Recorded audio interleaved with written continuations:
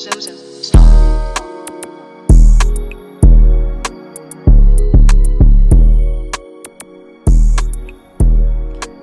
Ground control to Major Tom. Ground control to Major Tom. Frank, what do you ever think happened to Major Tom? That's a tough one. I don't know. They don't really. They kind of leave us on the. It's the kind of edge at the end interesting the song, because it right? starts out, he's this lauded, space major, and he goes into space and he's cool with it. He's very stoic as he's fumbling away from space, and he loses mission control. Did he go into space and just did he lose connection? I don't know. Just imagine the thought of that. You're just floating through space, and you see the Earth getting. But he's cool with Smaller it in and his tin smaller. can. That's the whole brilliancy of the song, is that he juxtaposes the cacophony of dying and just floating away into space, but being very stoic with it. He finally realizes it when he says, "Tell my wife I love her so." Isn't that a cool song? It's a great song. It's an Yeah. interesting topic to You- start out with. But we have been listening to a lot of David Bowie lately. They say David Bowie didn't die; he just completed his Earth tour stop. Yeah, he's leveled up to a different reality. Maybe, I don't know. Yeah, it's kind of cool. It was interesting because he was the first rock star to kind of reinvent himself in several entities. You know what I mean? With Ziggy Stardust, Slim White Duke. Yeah, it's interesting. He's unique to say the least. There's no what's the closest person to David Bowie now? There's been plenty of people Maybe try not to like reinvent stylistically, themselves. but just in being that big but different than everyone else too. Like Harry Styles is trying to copy that right now. As far as modern artist, Yeah, I mean, I don't think he's copying him, but the emulating. Yeah, Yeah, so, yeah. I mean, there's plenty of rock stars who emulated that kind of style. Because but when you he's say the first copy, one. it's has a little negative connotation. But I think so. Emulating is a good word. Yeah. Yeah. Man, it sucks just hearing the news, man. Charlie Munger just died. Yeah, I know. I didn't realize that until 10 minutes ago. Yeah, he's on the Mount Rushmore of investing. Yeah. Him and Warren Buffett, man. They had quite the career. 99 years old, World War II veteran, and just kind of set the basis for value investing. And he's probably the Phil Mickelson of value investing, if you call Warren Tiger, right? Yeah, but the difference is they're on a team, Yeah, exactly. And every day's the Ryder Cup for them. I know. Phil and Tiger can never. I don't think they could ever be on a team. If it was I mean, Berkshire they have and them, been, but remember in 2004, the Ryder Cup, yeah, everyone wanted to see the two of them play together, and they did, but it just doesn't work. it doesn't work. Doesn't work. I think they play better when they're playing against each other. Oh, for sure. Did you ever watch those Berkshire quarterlies or annual meetings? Sometimes. Oh, I mean, I never sat through a whole one, but Really? I watch them on YouTube. They're pretty interesting. Yeah. He's a pretty funny dude, actually. Charlie Yeah. Munger is. You would have Warren Buffett. Can you do me a little Warren? Good impression? Yeah, do something. Okay. Yeah, set the state. Get me in the right mindset. We're at our value meeting, and they're going in Omaha, through. of course, right? We're in Omaha, yeah. We just got I'm done driving eating it at Gorat's a Steakhouse. 2001 Oldsmobile. Oldsmobile that You I know, bought. And we're up there in front of the investors. And Paid cash for, of course. Exactly. They're asking you about your day-to-day. How do you start your day, Warren? Well, every day I start by going through the McDonald's drive-thru, and I get usually 2 Egg McMuffins. You can't beat the value of a good Egg McMuffin and a Diet Coke, of course. I think what is it with Diet Coke and there's some productivity? Well, there's just something about some neurodivergent people and their tendency to like Diet Coke. There's something toward the aspartame that really stimulates the neurons. Yeah, it must be what cells it that you're is. missing. Yeah, I don't know. Yeah, it helps for me a lot. Elon Musk, I think, goes through 12 a day, and it has a similar effect. you What know. part of SpaceX budget do you think is allotted for determining the most efficient way of getting the most Diet Coke possible per space mission on board? At least 0.02%. Would you think? say? Yeah, I would say. I mean, I don't know what their whole budget looks like. And Yeah. I mean, they're out there crafting their own alloys because there's things that don't exist yet that they need to make the materials for to make these rockets work. So Yeah, exactly. they can probably parlay some of that R&D into Diet Coke delivery for space, I would imagine. Yeah, I would think so. They kind of diverted some money for the rings to help agitate the kerosene on the way up, Mhm. and put that to Diet Coke, but it's worth it. Yeah. Yeah. Do you think we'll go to Mars? That's value investing right there. That's value investing. Do you think Warren would have invested in SpaceX anytime if he he's in his 90s now? I think it really. Do you think given if he lived to 200, he'd invest in SpaceX? I think it would depend on his interest level in it, because he was very well known for investing specifically in things he understood very well. So, I mean, if he went and, kind of went the billionaire gentleman astronaut route, like is kind of cool these days, and he got really into it, I could see it. I could see it. He's more of a guy that likes to find value that already exists instead of, building his own company.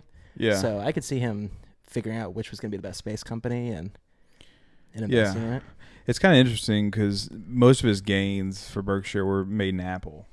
After he said he didn't invest, because he didn't understand the technology, and he missed out on Google and a lot of these kind of big techs. How did Berkshire end up having such a big proportion of their investments in Apple then? Like who I guess at Berkshire was? I'm not sure, truthfully, because he met with Steve Jobs, he met with Bill Gates, and he told Bill that he'd never buy any of his stock, and I think he owns Microsoft, now quite a big percentage of it. But probably when he told him that was true, yeah, because you don't necessarily know where things are going to go.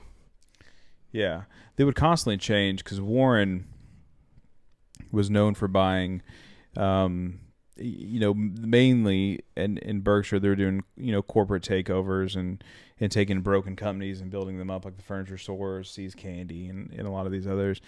And Charlie came in and he would look for better companies even if the price was higher and the deal wasn't the arbitrage on the price, the value wasn't so big, but if it was a better company, they felt safe investing in it. Yeah. So they would take risk on companies that they knew would perform, and that was kind of Charlie's contribution to it. Yeah. Which was interesting, and he gave a lot of take on that side. It's pretty crazy too when you look at their, like, everything that they've done and just how much their net worth has grown. Let's say from age 65 to 90, whatever they are. I mean, it's crazy. Like they were very much post-economic, by the time they were in their late 50s. But now it's just like ridiculous how much further they've gone. Yeah, exactly. Averaging 20% returns. Yeah. Every year is just something. I don't know if it will be, repeated for the longevity that they had with Berkshire. I think it's very interesting to. So what are your thoughts on? So obviously Charlie Munger, is no longer there. I mean, Warren Buffett's not. He's not, a spring chicken. Yeah. I mean, if he goes a couple standard deviations, above the mean average life expectancy of an American, even 3 or 4, he'd be like over 100. He's not that far off from there. Yeah. What do you think will happen to Berkshire when neither of them are around anymore? Yeah, he spent, so they're both smart and they're not, they definitely acquiesced at the point of death and the point of stage of life that they're in now. And I think they spent the last 10, 20 years trying to pick successors. So you would think that they've been running. They still, to the day he died, he was still going over reports and doing meetings. Charlie Munger was, and Buffett to this day still does the same. That's what they enjoy, and that's why they were so good at it, because they didn't give a shit how much money they had. They just kept into it. So I think, as smart as those guys are, I think the successors would be good. There was hesitation when Steve Jobs died with Apple, and they would come over to it, and now they have Tim Cook. And Tim Cook was the perfect guy for the job. Perfect guy for the job, for sure. Yeah. Yeah. So I think it would be similar, and they'll carry Buffett's, central methods of investing, but kind of getting into the tech space. You look at the Magnificent Seven, and the entirety of the S&P is a large percentage of it is from the Magnificent Seven, and highly in growth tech. I saw a chart earlier today that was looking at the Magnificent Seven versus the rest of the S&P 500. Yeah, and the Magnificent Seven are up, whatever, like a pretty decent percentage. Yeah, for the year, and everything else has been trading pretty flat. I don't know. I wonder if I mean it doesn't. I mean, I think a lot of people always scream about bubbles when any companies are doing performing relatively well, but yeah, it'll be interesting to see, I guess, what happens with all those other companies. You think everything's just going to be really centralized into these maybe 10 or 15 just mega huge corporations for the next 10, 15 years, where that's where the real only value is? Or things will get, there won't be things will be apportioned that way, just because the way that you can scale with the growth tech company is leagues of what we saw with utilities in the past when we talked about, railroads or banks. Yeah. They just don't have the scaling power that you would say that NVIDIA or Microsoft or... well, you look at Amazon, like it's a logistics company, it's a cloud computing company, it's a cybersecurity, defense, AI. We could go on. So you have like your diversification there just in, what they're doing. So is it really... Yeah, I don't know. There's probably just as much inherent diversity there, you could argue, as any company ever. They're ubiquitous within their nature. They separate themselves within different sectors. Yeah. And so there's inherent diversity within Amazon, which is interesting. And I think people overstate the kind of diversity within broad index funds, because they tend to be weighted towards, you're weighted to the Magnificent Seven now, whether you like it or not. And everybody moving in the index funds, since 2008, you're able to choose your 401k and your IRA would go, and you could pick your funds, and a lot of them based on index funds, and that's a whole, portion. You look at BlackRock and Vanguard and all these other large entities that the majority of their holdings is in index and broad-based index funds from population, whether it be retirement or just, taxable accounts. And so there's an interesting kind of market that we've never seen that might be propped up by index funds. Yeah. And so the people's money is a portion within those, but the companies within themselves are weighted based on their growth, which is really interesting. And valuations in tech are more arbitrary than they were with utilities ever. Yeah. Just because it's like a mix of like, effect, it's like a mix of like, okay, here's their current income this quarter, here's their operating cost.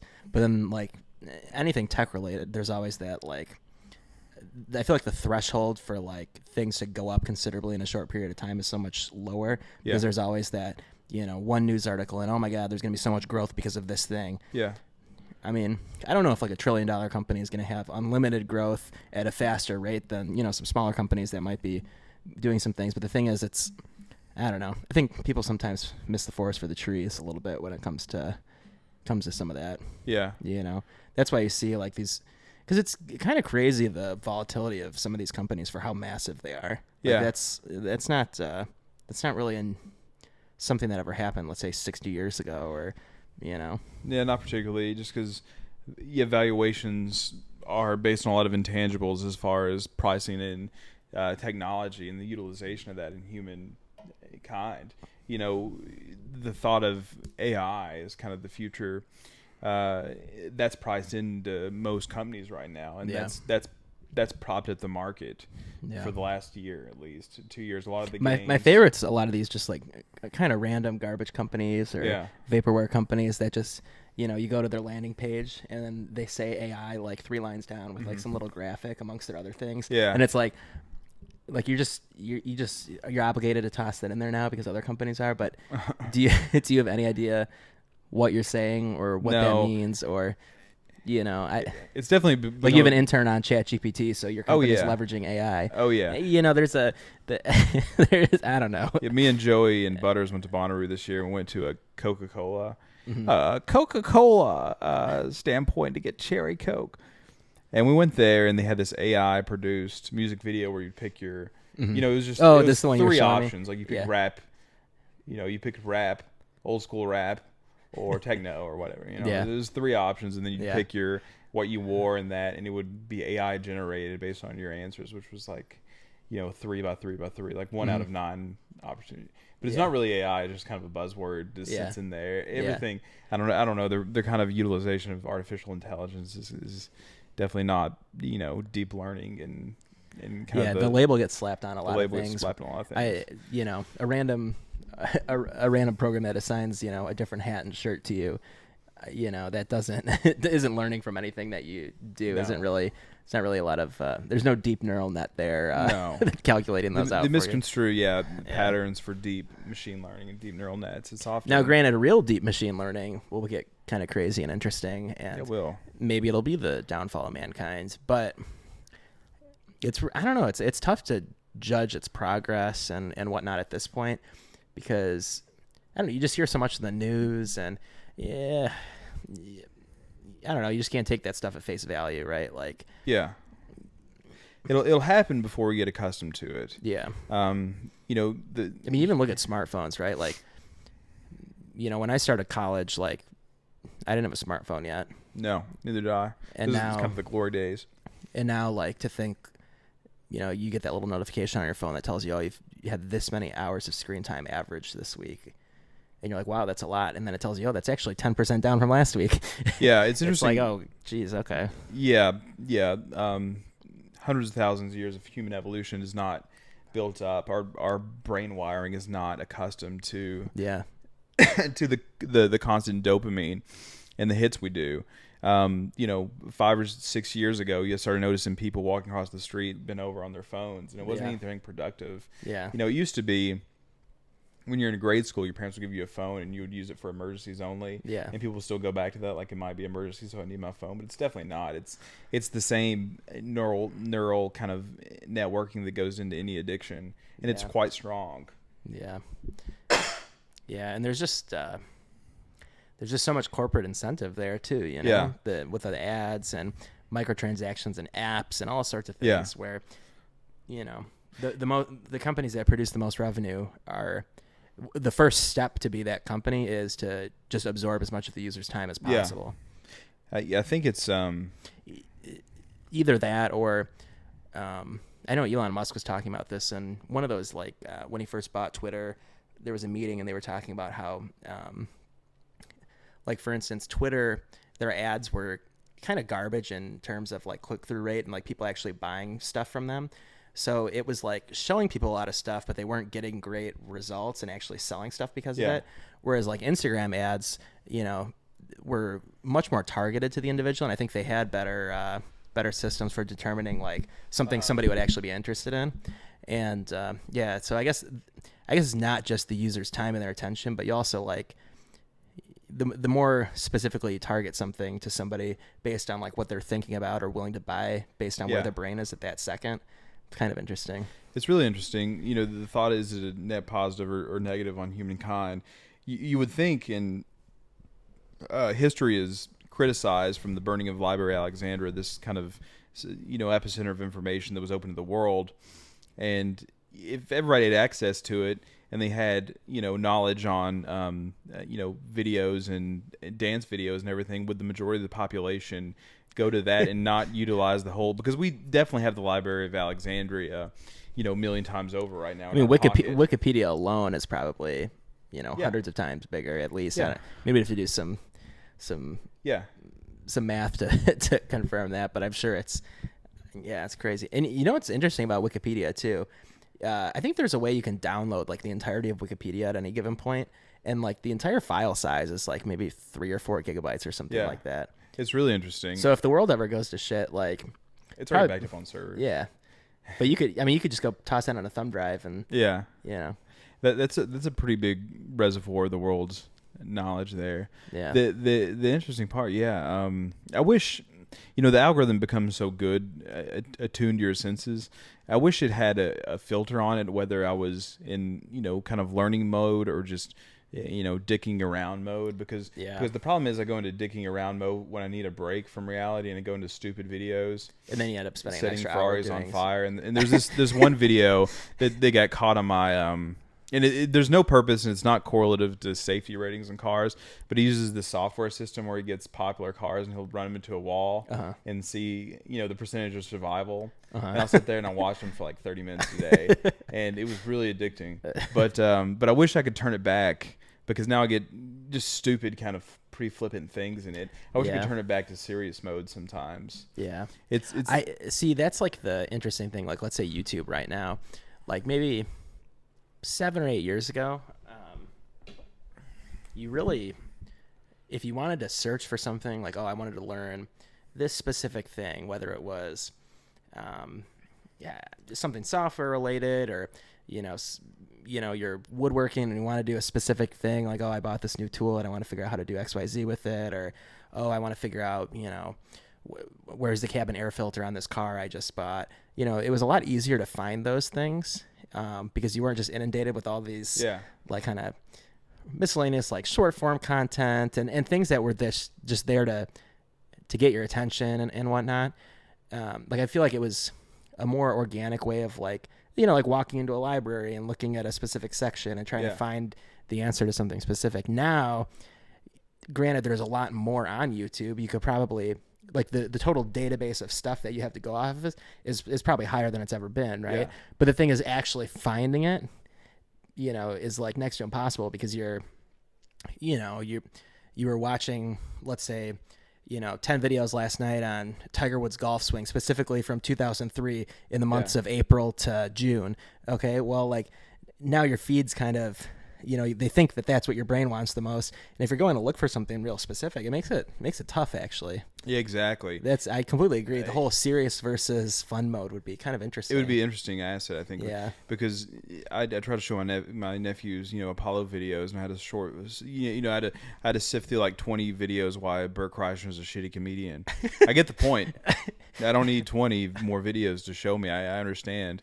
But it becomes difficult, and I don't know if because it picks up on your lazy habits and it just kind of puts those into place and really amplifies them. So I don't know if it is a tune of learning because it's a really maybe good this tool. This is where deep learning and AI has its edge. It doesn't get distracted with cat videos and there's no dopamine there. It doesn't. Yeah. Yeah, it'd be interesting to do a study on attention spans because I went in my waiting room today outside. I had to go outside to my car to something, and there was 40 people in my waiting room, probably, average age 68.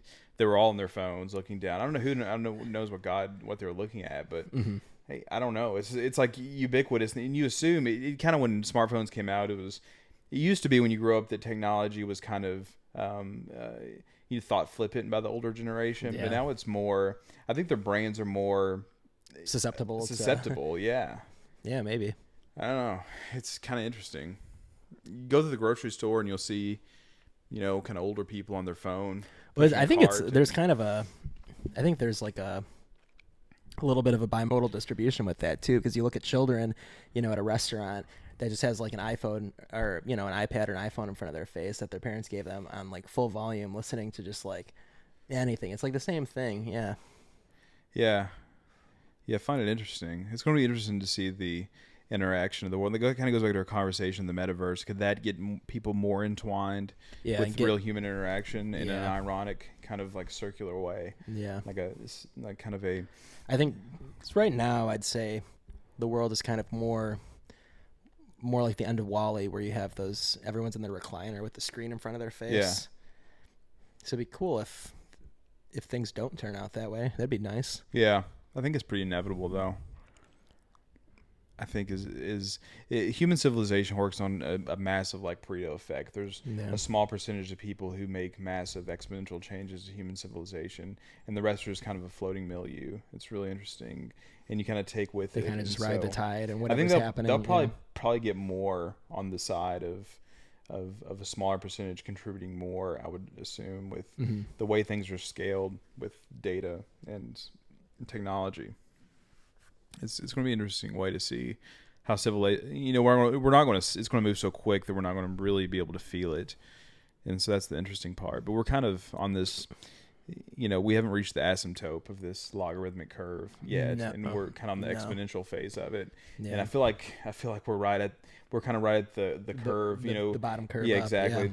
Yeah. I feel like the Apollo missions were like when it started to go up. You start to feel the acceleration. Exactly. The iPhone was kind of the middle of this. Not even the middle. That was like right when it probably just started leaving that baseline. Yeah.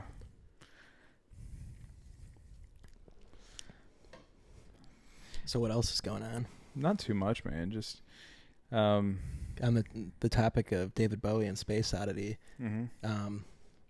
The cold plunge later today. It's like, what, 25 degrees out? It's going to be really cold, man. There's an interesting... It's going to feel like a spacewalk. There's an interesting part about it is it gets cold really fast and it gets really, really hot, which I think is your body's way of saying that you're going to die. Yeah. I think it'd probably be similar if a giant Bengal tiger was running at you. Yeah. You'd probably You feel its feel claws scared, sink in. and then you'd probably reach some point of zen.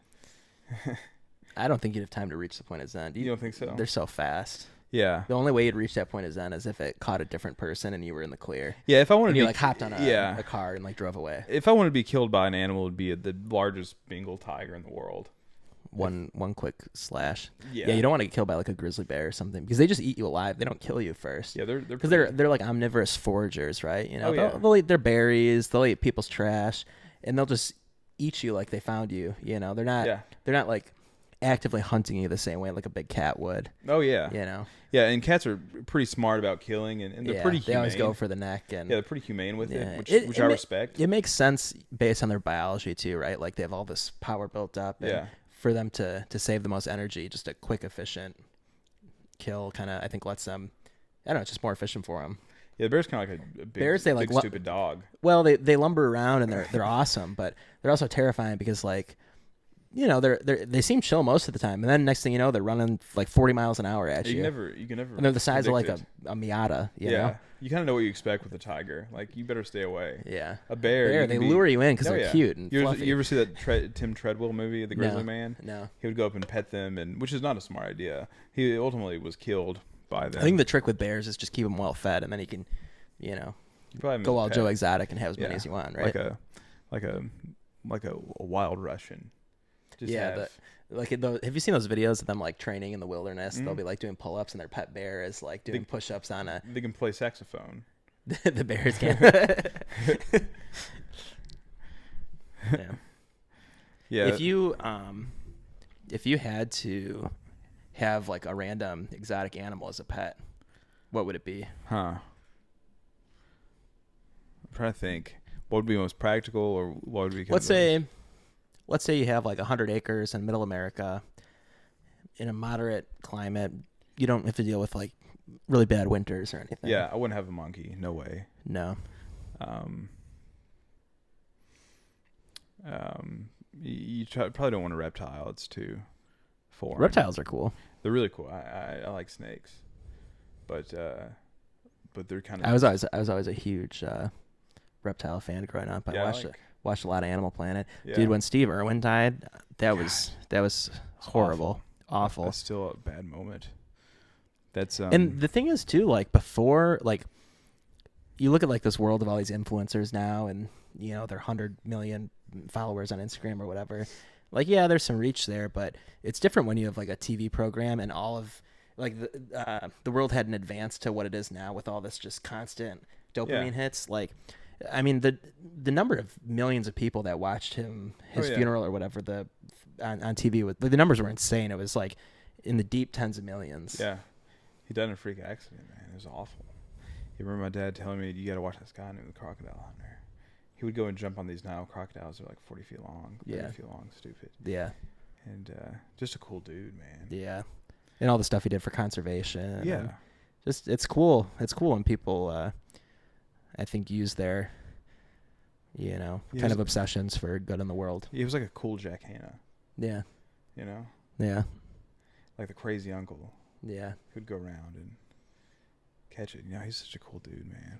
That was a sad part of the day. His son's doing stuff, isn't he? His son, yeah. There was actually a video of him releasing the first captive bred turtle of a species that Steve actually discovered. Yeah.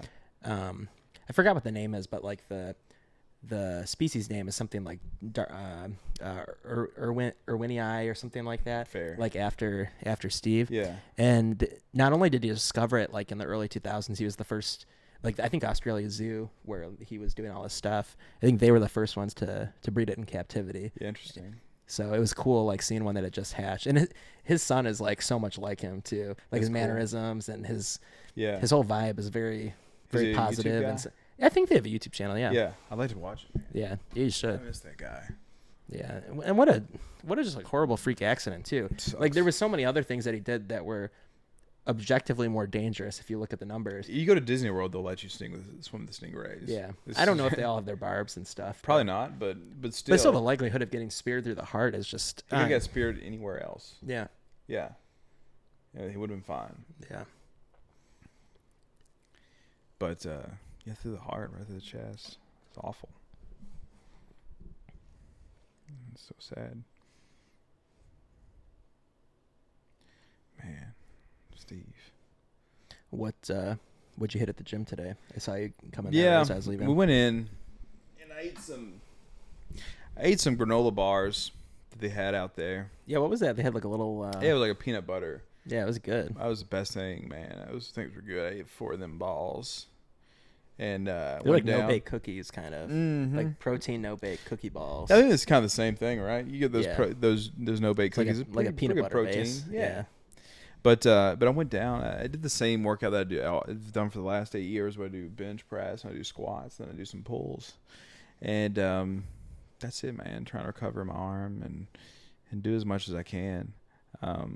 Didn't get the bar trapped on me, which was nice. That's always That's positive. a good day. I can't, it happened last year. I guess it's been about a year since I've gotten it trapped. Yeah, on benching or On benching. yeah. You hope that somebody saves you. In my mind, that there's nobody going to give a shit. No. Running by.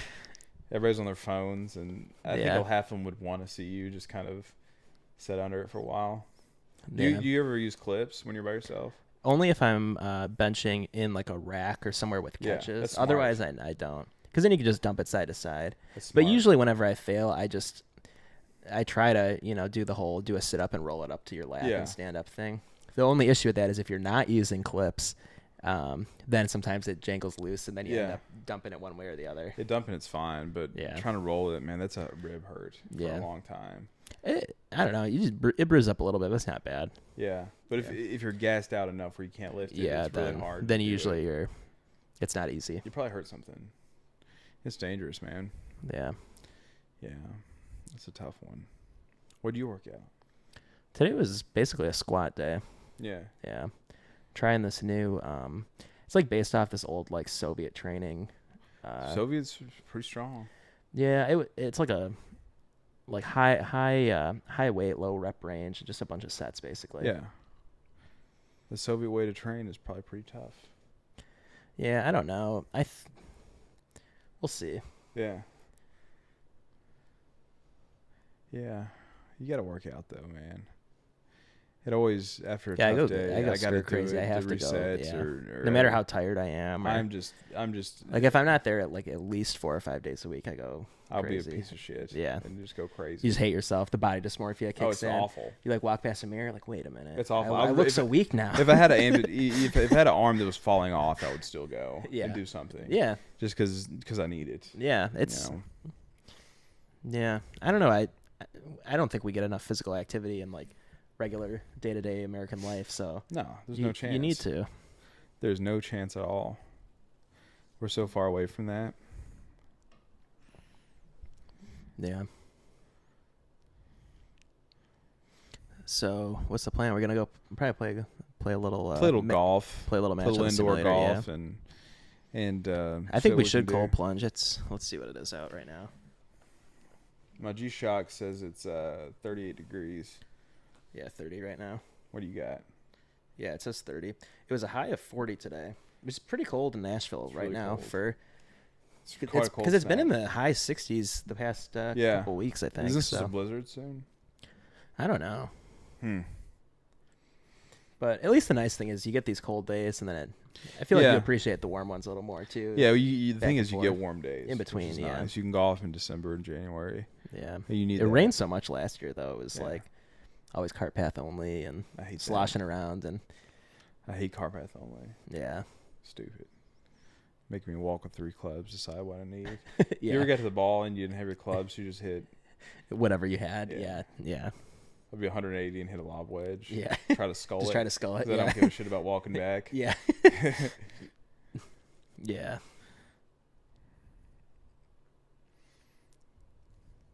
Do you think Titleist will ever make a ball that's not the Pro V1? Well, they make Oh, like as their flagship ball? Yeah, do you think? Yeah, I think they're we'll too ever see sucked that? into it now. It's gonna be the Pro V1 for 50 years. Well, we've got the Pro V1, then they added the Pro V1X, and now they have the AVX. So I don't know. Yeah, I mean the Pro V1 now is the a Pro different ball V1 than is one the that came Porsche out. 911, of the golf ball world. Yeah. That would be like asking, is Porsche going to get rid of the 911? Have you seen the stupid designer balls that are like $200 a dozen now? Yeah. You think they're that good? They can't be better than a Pro V1. There's no way. Like, you're telling me some little rinky-dink company has like just somehow manufactured something that, and granted, golf ball's about fit too, right? Yeah. It's an individual thing. So You tell me. some players are going to play a Pro V1X, Yeah. some are going to play a Pro V1. There's no like objectively better or worse. It's what you like and what feels good, and there's pros and cons of any equipment choice in any sport. I highly doubt that some company that's making balls that are 4 or 5 times as much are going to be producing something that has better R&D behind it and proven track record than something like the Pro V1. It's like going to Mario Vitale's restaurant and ordering an Oreo. Yeah. It's not going to be better than an Nabisco Oreo. Yeah. And you just can't do it. And even if it is, it's not an Oreo. It's not an Oreo, though. No. I want the Oreo, man. Don't do all that crazy shit to it. Yeah. It's like putting chocolate chips in Rice Krispies. Fuck off. Yeah. I want regular Rice Krispies. That is a good snack. Yeah, you have 3 ingredients. I learned that you just put butter in them recently. Really? But it's marshmallows, butter, and Rice Krispies. That's it. Really? Best dessert ever. You can't beat that. I've been to some really nice restaurants, had some fine ganache, and I would rather take a homemade Rice Krispie. Really? People fuck them up though. They start to be. You go to like those like. It's when you add weird stuff, or you God. use margarine instead Makes of butter. Makes me sick. Never use margarine. This shit outlawed. Yeah, no But way. you go to those like those potlucks and people bring their home recipes, which are usual bullshit. Sometimes they're surprisingly good. Sometimes, but you get the Rice Krispies and they try to put icing on them and a design, chocolate chips in them. Let's put some Oreos in them, some Skittles, and some Sour Patch Kids on them. Just fuck off. Just go home. I don't want those. I've got to spend 45 minutes trying to deconstruct my Rice Krispie to make an edible treat. I look like an idiot. What are your other top favorite desserts? If you had to pick like 3 that you had to live with for the rest of your life. Tiramisu from a good Italian restaurant or a bad one. I like tiramisu. Or a bad one. Yeah, tiramisu, ice cream. What flavor of ice cream? Vanilla. Vanilla, yeah. It's kind of the only real option. I like to taste the ingredients. Yeah. I like Cinnamon Toast Crunch. I like Rice Krispies. And, if I'm going to a good restaurant, I like the, I like the chocolate cake they have. The flourless chocolate cake. Yeah, that's a good like one. From a steakhouse. Exactly, from a steakhouse. And then I like the creme brulee. Creme brulee is yeah, very underrated. Yeah. Criminally underrated. Yeah. The cup's too damn small sometimes. Oh, like, yeah. That one cup, you can't use it for anything else. No. You ever try to use that for like cereal or no, why would you? soup? Maybe the smallest serving of soup you can get. Yeah. For my date, she'll have a bowl of soup in the creme brulee dish, please. No, it's... What's your favorite desserts, Frank? You're a food guy. I like pumpkin pie is up there for me. Mm-hmm. Obviously, it's like that fall winter time, so that's like an easy one to say. Yeah. But it's honestly, I would eat it year round. Yeah. If you told no me reason not it's to. the 4th of July and I have a nice pumpkin pie that I just made. Yeah. Of course, I'd take it. And I'm not a huge fan of anything like too rich. I'll eat it here and there, but like, I like key lime pie or like carrot cakes or stuff like that. Mm-hmm. I mean, you can't go wrong with like some of the classics, your chocolate cake, a good ice cream sundae, but yeah, I don't like too much. I'm not a man of too much with my food. I like the basics. Make it right. Yeah, good ingredients and just make it nice. Exactly. Things get fucked up pretty quick. Yeah. That's right. Don't put That's like my whole strategy for cooking beef, basically. Yeah. I cook beef in beef. I use like beef tallow, cook my steaks in it. It feels efficient too. You're using like part of the cow to cook the cow. Mm-hmm. And what's your favorite cut of beef? Do you have a favorite steak that I'm, you like? I'm sure there's better ones than I would know, but you know, I I like both. I like ribeye and I also like filet.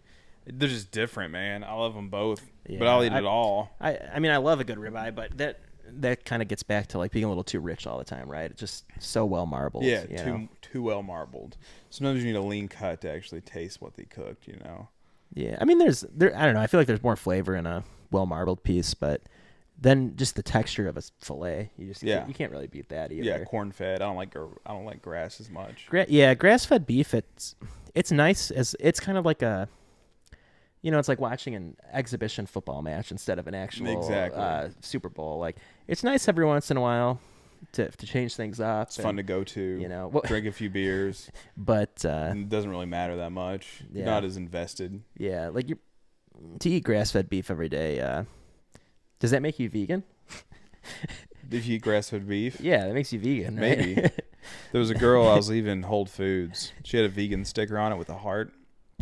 She got up and almost got in a fist fight with the person trying to get out because she wouldn't get out fast enough. She cut me off twice in front of a red light. Twice. She went around me in her Prius. And she must have been flooring it in the cut Prius. me off. Yeah, she cut off a sports car, a pretty fast one. She cut me off once, then went to the next red light, and then she cut me off again, then she waited a little bit, then she turned. She's very angry, man. Vegans are mad. It's the lack of B12. Pisses them off. It's a lack of bacon. Oh, yeah, it pisses them off so bad. No, I have nothing against vegans. I don't think it would be sustainable for me. No, or me. Yeah. Or meat. Yeah, I think you look at all these diet trends and things like that. It's interesting to see what catches on, and it's usually just because there's some theme to it that's like, oh, I'm doing this diet and it's the carnivore diet. It's a vegan diet. It's like, I think the extremes get people's attention, but I think the big thing is just, if you're avoiding processed junk, that's the best thing you can do. Best thing you can do. Let's I don't think it's the end of the world if you have, a bag of Sour Patch Kids every once in a while. If you're an active, functioning member of society, most of your diet's a healthy, balanced diet. But the problem is, I know people who get too into diet and they become anorexic because they can't eat much, and it just is bad too. You need to exercise, and you need to eat a lot of things, different things. Yeah. And it's variety. You cut out milk. You can't eat milk after because you get lactose intolerant. Not fun. You know what I mean? If you're ever in a stranded shortage and all you have is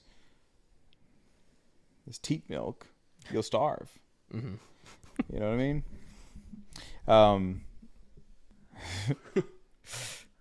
What does ASMR stand for? I don't know, but it's just the audio sound stimulation, audio stimulation. Yeah, I mean that's what masochistic. It is. I don't know what it actually stands for. Should we look this up? Masochistic. R. I feel like we should know this, right? Yeah. Audio stimulatory. Autonomous sensory meridian response. That's interesting. The meridian response. A sensory phenomenon that occurs in response to low-volume audio stimuli, comprising a tingling sensation in the scalp and sometimes including the neck or back, along the spine, along with a trance-like state of deep relaxation. Like when Adele sings. So,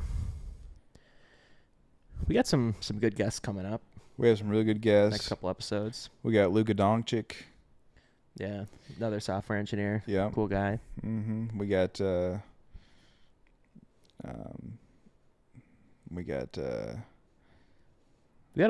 lot of people. Jimmy Carter. Jimmy Carter. We got we're gonna build a house with him. Mm-hmm. He's deserved the right to sit in a chair and tell us what to do. Jim Nance will be coming by. We're excited for that. Great to have him in here. He's gonna start and he's a friend of the show. How the Birdhole is a tradition truly unlike any other. That's exactly right. We got Buzz Aldrin, I think, is coming by in a couple months. That's gonna be a big one. Yeah, that'll be cool. All the space fans. We got Condoleezza Rice. It's gonna be exciting. That'll be a big one. Man. We get some politicians coming up for this election. She's gonna have some good thoughts. We got